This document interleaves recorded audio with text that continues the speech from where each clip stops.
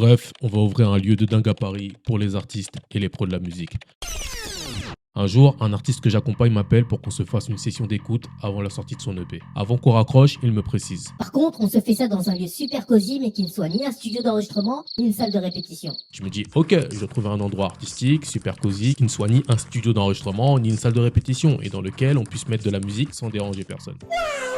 Je me mets à chercher sur internet et je fais une liste de lieux potentiels qui pourraient correspondre à la description. J'appelle un premier lieu, on me dit Non, pas possible. j'appelle un second lieu, on me dit Non, pas possible. j'appelle un troisième lieu et là on me dit Oui, monsieur, la location à la demi-journée est à 780 € hors taxe. et là je réponds Non, pas possible. j'appelle un ami à moi, directeur d'un gros label et je lui demande s'il n'a pas un endroit à me recommander qui pourrait correspondre parfaitement aux critères. Non, j'ai pas ça, mais franchement, mon pote, c'est une super idée. Tu devrais l'ouvrir toi-même pour Artistiquement Riche et je serai client sans hésiter.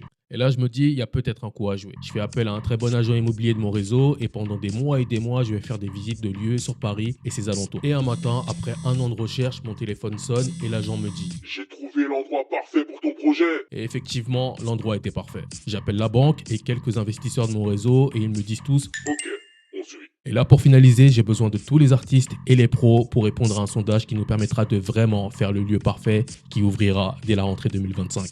Bref, on va ouvrir un lieu de dingue à Paris pour les artistes et les pros de la musique.